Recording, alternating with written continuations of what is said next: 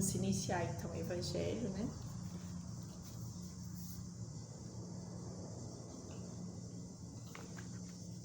No auxílio a todos.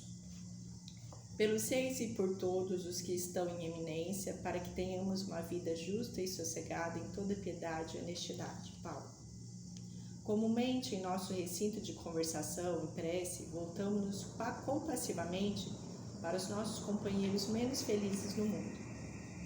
Apiedamos-nos sem dificuldades dos enfermos e dos desesperados, dos que se afundaram nas águas lodosas da miséria ou que foram vitimados por flagelos públicos. Oramos por eles, relacionando-lhes as necessidades que tentamos socorrer na medida de nossos recursos. Entretanto, o apóstolo Paulo, em sua recomendação a Timóteo, lembra-nos um amparo espiritual que devemos a quantos suportam na fronte a coroa esfogueante da autoridade, comandando, dirigindo, orientando, esclarecendo e instruindo. São eles os nossos irmãos conduzidos à eminência do poder e da fortuna, da administração e da liderança, que carregam tentações e provas ocultas de toda espécie, padecendo as vicissitudes que muitas vezes se retratam de lamentável maneira nas coletividades que influenciam. A afeição de pastores dementados, quando se não compenetram dos deveres que lhes são próprios, sofrem perturbações aflitivas que se projetam sobre as ovelhas que lhe recolhem a atuação, criando calamidades morais e moléstias coletivas de longo curso que atrasam a evolução e atormentam a vida. Não nos esqueçamos, pois, da oração pelos que dirigem, auxiliando-nos com a bênção da simpatia e da compaixão, não só para que se desincumbam zelosamente dos compromissos que lhes selam a rota, mas também para que vivamos com o sadio exemplo deles, na verdadeira caridade um para com os outros, sobre a inspiração da honestidade que é a base de segurança em nosso caminho.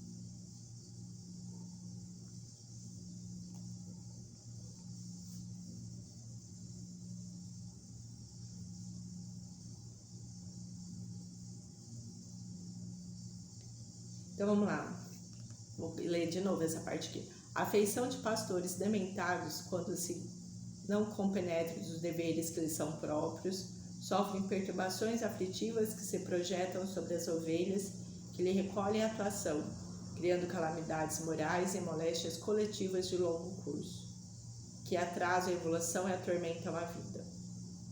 Não nos esqueçamos, pois, da oração pelos que dirigem, auxiliando-os com a bênção da simpatia e da compaixão, não só para que se desincuba zelosamente dos compromissos que lhes selam a rota, mas também para que vivamos, com o sadio exemplo deles, na verdadeira caridade um para com os outros, sobre a inspiração da honestidade, que é a base de segurança em nosso caminho. Então, o que nos fala, né? A gente também tem que orar por aqueles que são responsáveis por algo ou alguma coisa, principalmente por pessoas, né? Por quê? Porque eles estão ali na mira dos espíritos infelizes, né? Eles estão na mira dos espíritos inferiores, né? Por quê? Porque se eles dirigem algo, alguma coisa que vai dar para outras pessoas, então é lógico, né, que os espíritos, para fazer um mal coletivo, né, vai ali assediar aquela pessoinha. Como que assedia? Assedia deixando eles distraídos das suas obrigações, assedia com o poder da ambição, com o poder da avareza, né? Assedia com a sexualidade. Então são várias formas, né, que se assedia, são muitas, né? A pessoa que está dirigindo alguma coisa. Dá problemas às vezes nos lares deles, né, para que eles vão perturbados, para que eles fiquem perturbados, né, para que eles não consigam a paz. Eles são vítimas desses assediadores? Não, né, porque um assediador não assedia aquele que não dá brecha. Mas nós somos tão iguais quanto eles, né? Nós temos, quer dizer, da mesma gente, do jeito que a gente tem que orar e vigiar, e eles também, nós somos muito suscetíveis, né, a qualquer errinho, qualquer pensamento errado, ali uma brecha. Então, eles não são diferentes de nós. A única diferença é que está numa profissão realizando uma profissão diferente, né? Que aí já essa profissão diferente já tem outras pessoas para eles estarem direcionando. Então, em vez da gente às vezes estar ali só xingando, falando, a gente tem que lutar pelos nossos direitos, sim, fazer com que eles prevaleçam, né? Mas imagina, há uma pessoa ali às vezes no poder político, quantas pessoas tem mal falando e quantas tem bem dizendo. Eles não merecem o bem dizer, mas entender que a gente deve orar, mandar energias positivas para que ele proceda melhor, né? Quem não precisa de energia positiva? Todo mundo precisa. Então, a gente sempre pensa nisso, né? Então, para aquele que estiver lá num cargo, às vezes acima, manda energia positiva, porque se ele estiver bem, muitas vezes você também está, né? Bem de forma espiritual, né? Vamos continuar o nosso evangelho. Falando então, né, sobre a semelhança, né, do que Sócrates escrevia já na época, né, do que Sócrates, foi Platão que falou sobre Sócrates, né, escreveu, mas do que como Sócrates pensava já naquela época e como já estava tão evoluído. Vamos aí, o item 4, né? A alma impura nesse estado encontra-se pesada e é novamente arrastada para o mundo visível pelo horror do que é invisível e imaterial. Ela erra, então, segundo se diz, ao redor dos monumentos e dos túmulos, junto dos quais foram vistos, às vezes, fantasmas tenebrosos. Como devem ser as imagens das almas que deixaram o corpo sem estar inteiramente puras e que conservam alguma coisa da forma material? Aqui meio que fala, tem muito da parte, são vários tipos de espírito que às vezes, né, permanece ali no túmulo. Mas daqui não fala só da parte do túmulo, né? Mas sim fala também da parte do espírito que muitas vezes, né, desencarna e fica em ato de perturbação, né? Não consegue saber onde está, não consegue se direcionar, o teor vibratório às vezes não é muito bom, outros a saudade, né? Muitos o apego, né? O apego nos bens materiais, ou às vezes a preocupação excessiva dos que ficaram, né? Entender que tudo tem o seu destino, né? Tudo tem o seu rumo. Mas eu estou preocupado com quem ficou. Ora pelo aquele que ficou, porque o espírito desencarnado ele também precisa se recolocar. Porque desencarnado, a facilidade talvez dele ir para um outro plano é muito maior, né? Porque ele está ali sem já a veste corporal. Então a sua vibração se diminui para ele estar num estado vibratório, num plano vibratório inferior, é muito maior. Então, procurar, né, o espírito, quando ele desencarna, tem que procurar se encontrar para depois tentar ajudar. Porque aí a ajuda, às vezes, vem de uma maneira melhor, né?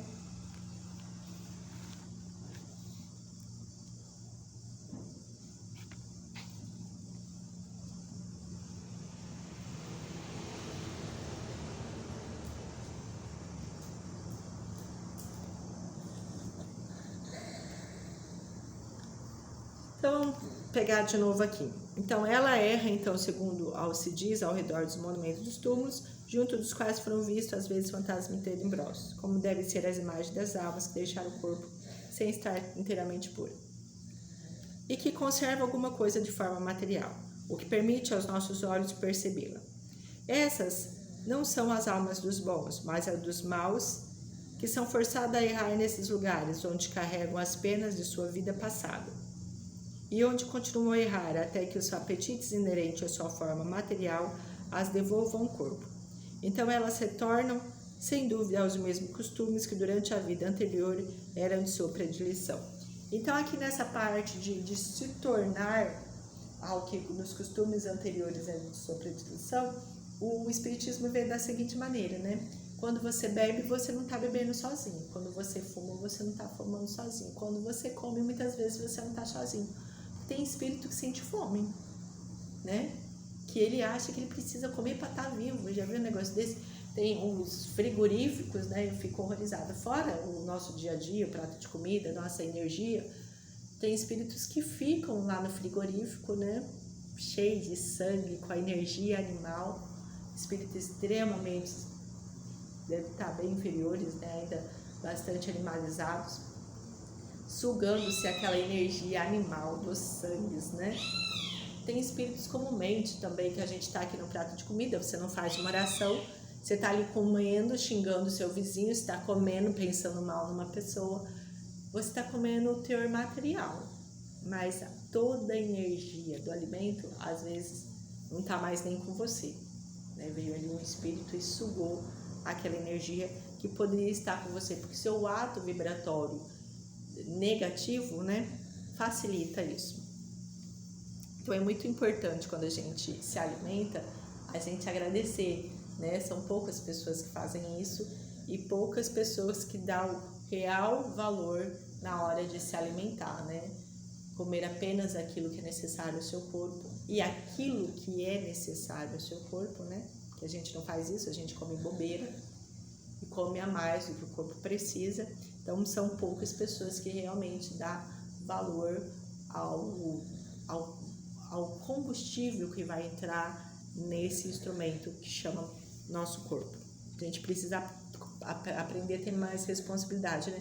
Depois não quer ter um câncer, depois não quer ter uma doença, depois não quer ter isso, ter aquilo, mas na hora de comer e de beber tudo que não presta, tá certinho, né?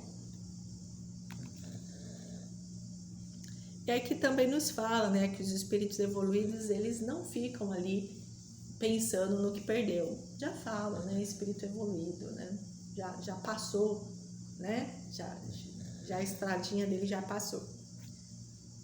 Não somente o princípio da reencarnação está aqui claramente expresso, mas também o estado das almas que ainda estão sob o domínio da matéria é descrito tal como o Espiritismo demonstra as evocações.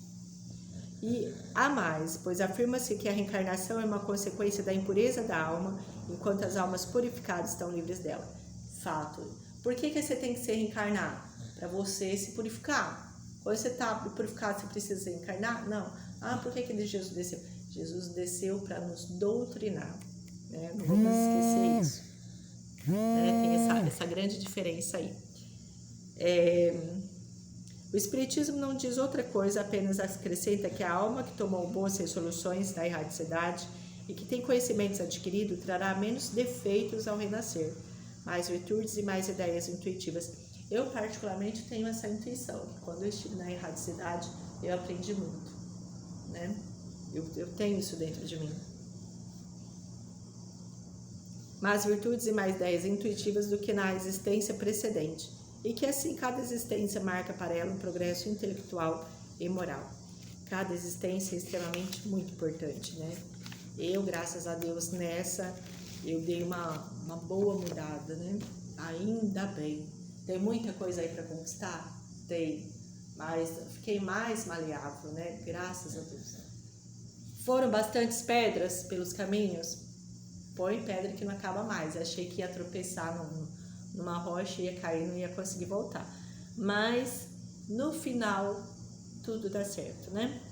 Então, vamos encerrar mais uma orientação de hoje. Muito obrigada, Senhor, pela orientação de hoje. Que seja feita sempre a vossa vontade, não nossa, iluminar os nossos caminhos. Dai-nos luz, né? Tenhamos olhos de ver, ouvidos de ouvir, coração de sentir, boca para falar. Obrigada por esse ar, né? Por essa imagem bonita da minha janela, pelo Pichotinho, pela minha mãe, pela Marilina, né? Pelos parentes, né? Obrigada, a Marilina, parente, né? Obrigada pelo trabalho, né? Muito obrigada por tudo.